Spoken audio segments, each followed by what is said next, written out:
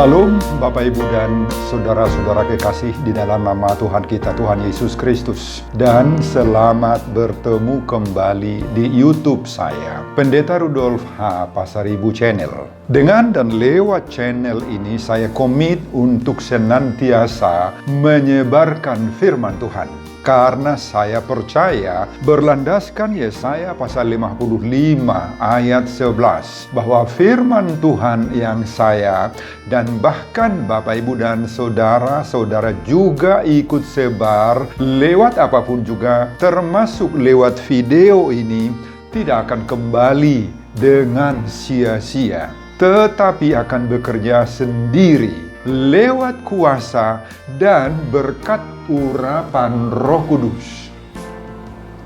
Mari Bapak Ibu dan saudara-saudara semuanya, saya ajak untuk membantu saya menyebarkan pengajaran firman Tuhan khotbah di Partangiangan Minggu ke-17 sesudah Trinitatis 4 Oktober 2020, terambil dari kitab 1 Korintus pasal 11 ayat 8 sampai dengan ayat 12, dan bacaan atau epistel dari kitab Kejadian pasal 2 ayat 18 sampai dengan ayat 25 diikat oleh topik atau tema setara di hadapan Tuhan. Dalam bahasa Batak dituliskan, dos dohita di adopan ni dewata.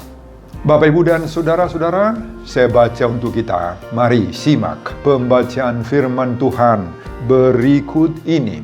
Judul dari perikop keseluruhan 1 Korintus pasal 11 mulai dari ayat 2 sampai dengan ayat 16, dan khotbah kita dari ayat 8 sampai dengan ayat 12 adalah hiasan kepala wanita.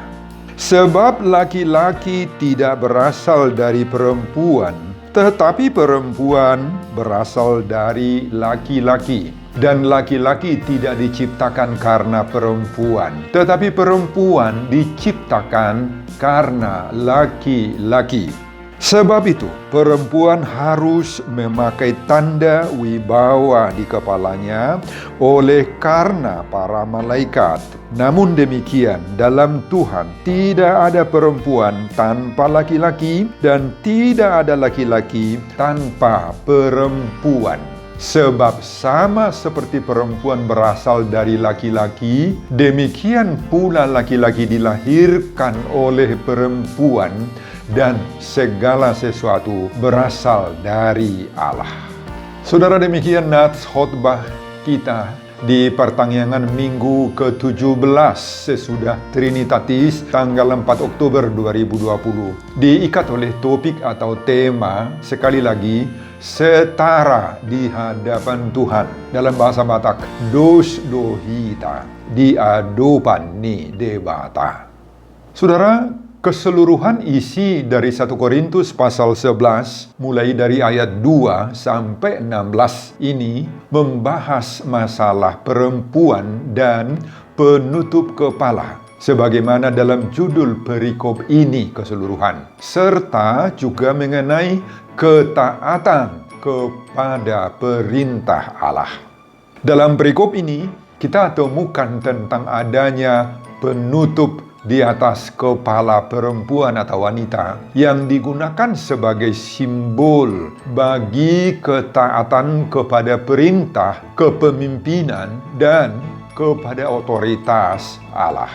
Pada ayat 3 dituliskan, "Tetapi aku mau supaya kamu mengetahui hal ini, yaitu kepala dari perempuan ialah laki-laki dan kepala dari Kristus ialah Allah."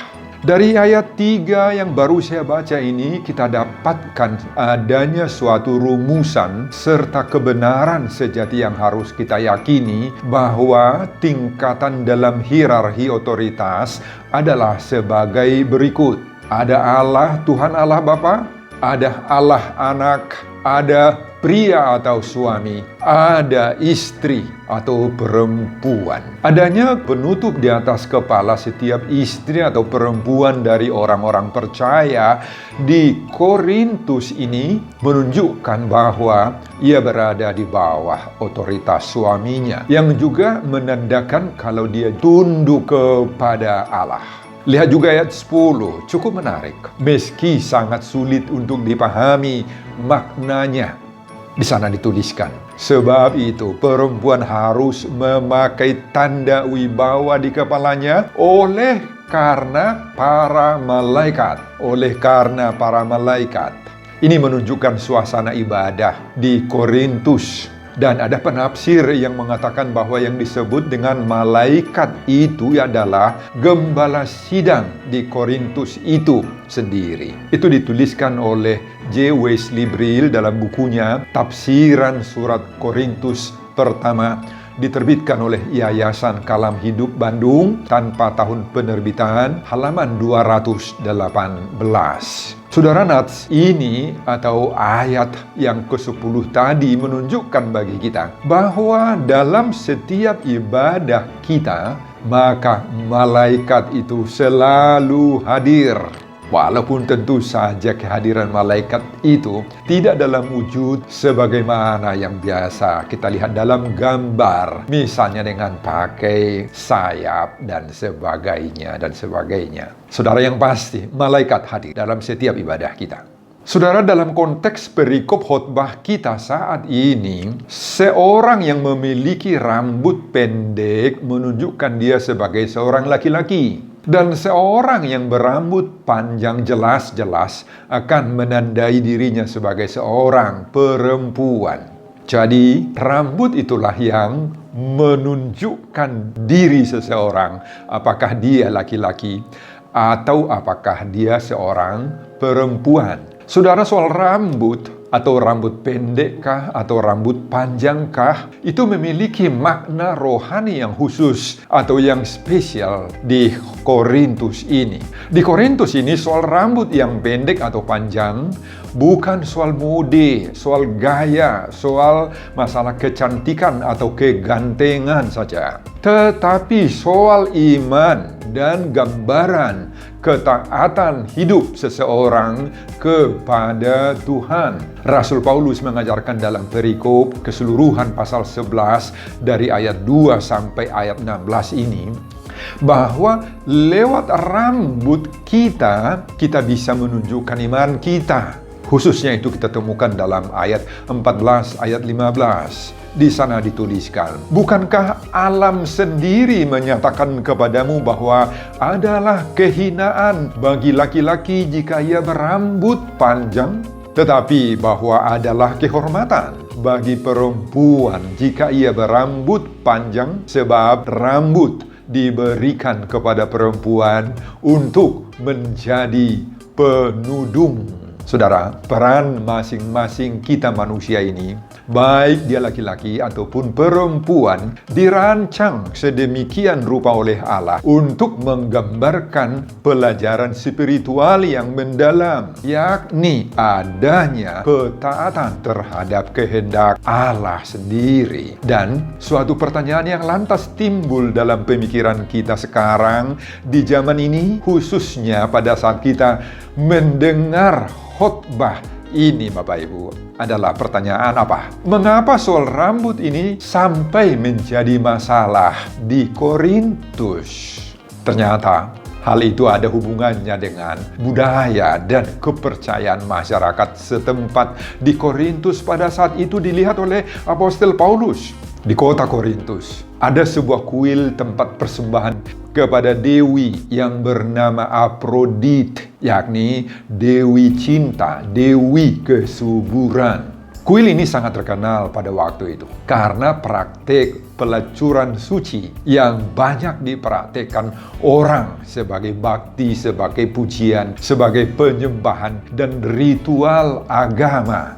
Para perempuan-perempuan yang mengabdi dan melayani prostitusi suci di kuil Afrodit ini harus mencukur rambut mereka. Sehingga dalam budaya Korintus kita terus langsung nampak dan ketahuan bahwa apabila ada seorang wanita dan rambutnya dicukur, maka itu sudah menandakan langsung bahwa dia adalah seorang pelacur suci di kuil Afrodit ini. Saudara, konteks latar belakang budaya dan kepercayaan terhadap Dewi Afrodit di Korintus inilah sekarang yang dipakai oleh Paulus sebagai pokok pengajarannya agar para perempuan-perempuan Kristen pengikut Yesus itu harus sangat-sangat berbeda dengan para wanita, para perempuan sundal bakti, perempuan pelacur suci. Dan yang membedakan mereka adalah rambutnya harus panjang dan ditutupi. Menurut 1 Korintus pasal 11 ayat 6. Paulus mengatakan kepada wanita-wanita Kristen di Korintus ini bahwa seorang perempuan itu harus menutupi kepalanya. Dan bila tidak, itu sudah seperti yang mencukur atau memotong rambutnya sendiri pada ayat 6. Seorang perempuan yang memangkas rambutnya telah kehilangan kemuliaannya dan tidak lagi berada di bawah perlindungan seorang suami. Saudara, rambut perempuan yang tidak memiliki tudung penutup di Korintus memberi kesan seolah-olah dia sudah mendukung para wanita-wanita pelaku prostitusi suci itu, dan khususnya sudah otomatis menyatakan dirinya, saya tidak mau tunduk kepada perintah Allah. Dan sebaliknya bahwa rambut yang dibiarkan panjang dan apalagi dengan penggunaan tudung penutup itu memberi tanda akan ketaatan dirinya kepada Allah dan otoritas Allah. Saudara, inilah salah satu cara bagaimana jemaat Korintus untuk menunjukkan jati dirinya sebagai seorang Kristen yang benar dan yang terpisah dari semua budaya yang berbau berhala di sekeliling mereka. Itu menurut 2 Korintus pasal 6 ayat 17. Pada ayat 7 sampai dengan ayat 9 perikop kita, Paulus mengingatkan kita akan penciptaan laki-laki dan perempuan itu apa maknanya. Ayat 7, sebab laki-laki tidak perlu menudungi kepalanya, ia menyinarkan gambaran dan kemuliaan Allah. Tetapi perempuan menyinarkan kemuliaan laki-laki. Ayat 8, sebab laki-laki tidak berasal dari perempuan, tetapi perempuan berasal dari laki-laki. Ayat 9, dan laki-laki tidak diciptakan karena perempuan, tetapi perempuan diciptakan karena laki-laki. Saudara, itu berarti bahwa laki-laki dengan segala kuasa dan keberadaannya atas bumi menyatakan juga kuasa pencipta alam semesta, Allah sendiri. Saudara, apa yang dapat kita pelajari, kita tiru, kita hidupi lewat pengajaran Paulus di Korintus ini dihubungkan juga dengan topik minggu setara di hadapan Tuhan. Dalam bahasa Batak, dos dohita di adopan ni debata. Setidak-tidaknya ada 3 yang perlu kita harus camkan, Bapak Ibu. Pertama, junjung tinggi identitas kita sebagai pengikut Kristus. Junjung tinggi. Saudara, identitas, jati diri, dan keberadaan kita itu haruslah jelas. Jangan kabur, jangan samar-samar, atau jangan meniru-niru kehidupan orang lain. Kalau di Korintus, Paulus mengajarkan bahwa setiap perempuan-perempuan Kristen hendaklah menutupi kepalanya dengan tudung, dengan penutup kepala. Bahasa Batak mungkin bisa kita katakan tujung. Sebagai tanda yang membedakan mereka dari perempuan-perempuan yang jahat, yang tidak baik, perempuan pelayan prostitusi suci dari Dewi Cinta Afrodit. Saudara, tidak berarti bahwa Paulus hendak mengajarkan agar semua perempuan-perempuan orang Kristen di seluruh muka bumi ini harus pakai tutup atau tudung di kepalanya sebagai simbol ketaatan kepada Kristus. Oh no, tidak. Nats ini punya konteks tersendiri khusus untuk jemaat di Korintus. Dalam masyarakat kita di Indonesia, sebagian besar perempuan Kristen tidak memiliki tradisi seperti ini, dan jika ada pun yang seperti ini, boleh-boleh saja. Mungkin berdasarkan adat budaya masing-masing. Mereka menutup kepalanya jika dia memandang hal seperti itu sebagai lambang ketaatan dirinya terhadap suaminya sesuai atau berdasarkan dengan adat kebiasaan mereka. Namun itu adalah pilihan pribadi dan bukan lambang kerohanian, bukan. Masalah yang sesungguhnya kita hadapi di zaman modern ini adalah bagaimana kita menunjukkan identitas Kristen yang nyata dalam hidup sehari-hari. Itu masalahnya. Dari mana orang bisa langsung tahu bahwa seorang perempuan atau juga laki-laki seperti kita adalah sungguh-sungguh wanita atau laki-laki Kristen yang sejati, Kristen yang sungguh-sungguh beriman, sungguh-sungguh lahir baru? Ini menjadi pertanyaan. Saudara, sudah harus kita wujudkan itu lewat sikap kita. Itu sudah harus kita wujudkan lewat sikap kita ketika tiba di hari Minggu misalnya, unang manyanarong nomor 33. Mungkin lewat penampilan atau perilaku kita yang layak. Unang manyanarong parupuan napahidikku, napamentelhu, napagayahu. Lewat kesopanan misalnya ucapan-ucapan kita.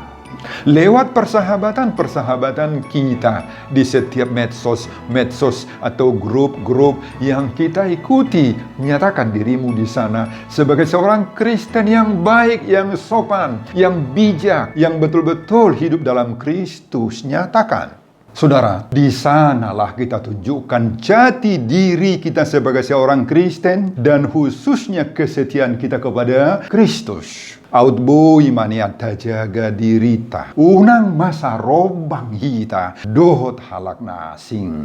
Apalagi mangula kana roa na solomo ni roha ni debata. Amin Bapak Ibu, amin. Itulah jati diri kita. Kedua, laki-laki tidak boleh meninggikan dirinya dan merendahkan istrinya. Sekali lagi pada ayat 8, ayat 9 dikatakan oleh Paulus tadi pada ayat 8. Sebab laki-laki tidak berasal dari perempuan, tetapi perempuan berasal dari laki-laki. Ayat 9. Dan laki-laki tidak diciptakan karena perempuan, tetapi perempuan diciptakan karena laki-laki. Saudara, banyak orang yang salah memahami ayat ini. Apalagi dihubungkan dengan Kolose pasal 3 ayat 18 yang mengatakan, hai istri-istri, tunduklah kepada suamimu. Saudara, kedua ayat ini tidak mau bertujuan untuk merendahkan pribadi kaum perempuan. Sebab di dalam kedua nats ini tidak tersirat sedikit pun makna penindasan suatu golongan atau kaum tertentu, khususnya perempuan.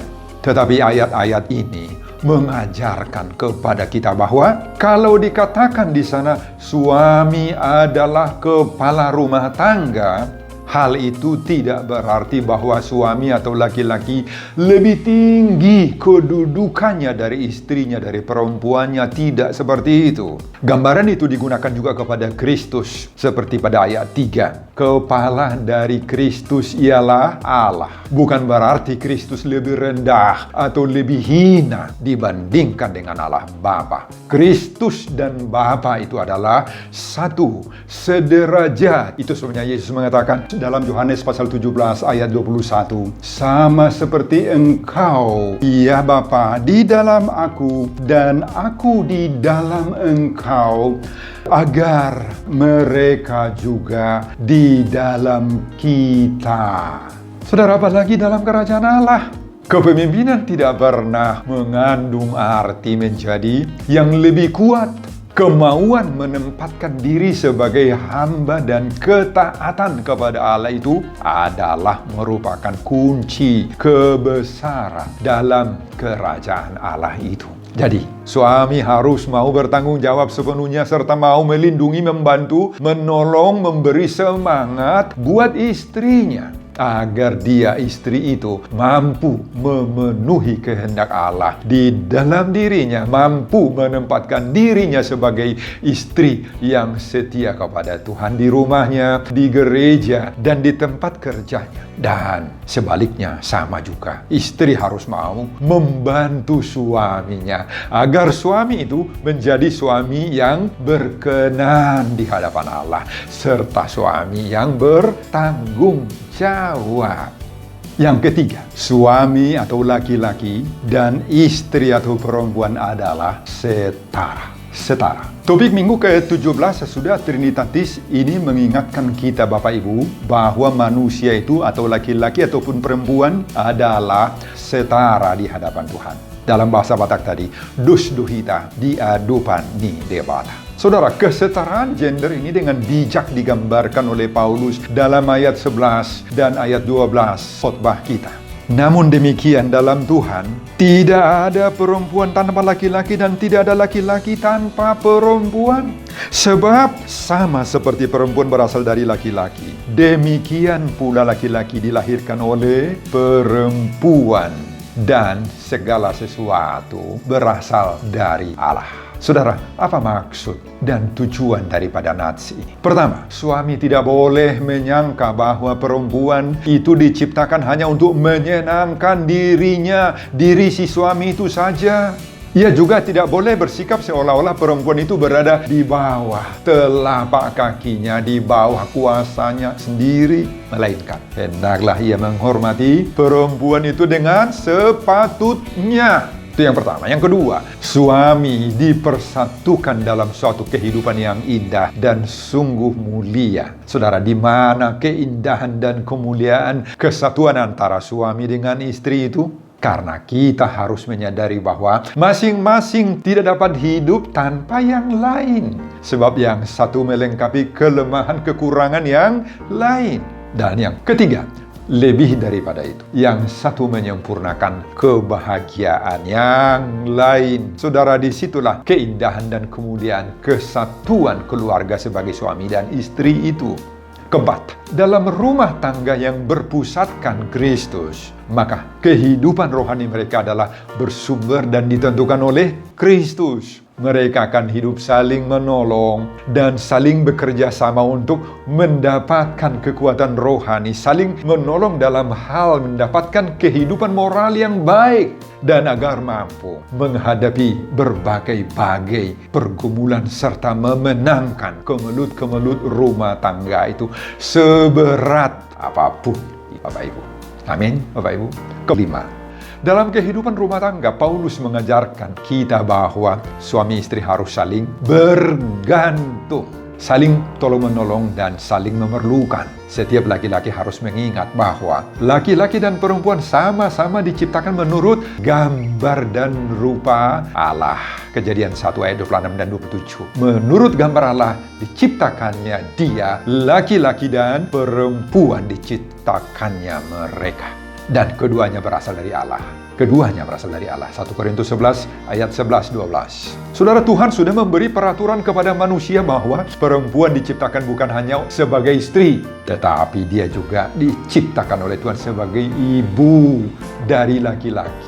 Sebagai ibu artinya apa? Sebagai ibu artinya sumber kasih sayang, sumber kehidupan, dan sumber kebahagiaan rumah tangga. Oleh karena itu, Bapak Ibu, sekali lagi ditegaskan bahwa di hadapan Allah, baik kita laki-laki maupun perempuan adalah setara. Setara sekalipun ada banyak perbedaan-perbedaan dan kelemahan-kelemahan antara suami dan istri, antara laki-laki dan perempuan. Tetapi Paulus meminta agar jemaat hidup saling menghormati, saling mengasihi, saling menghargai. Semua kita ini adalah sederajat, setara di hadapan Tuhan.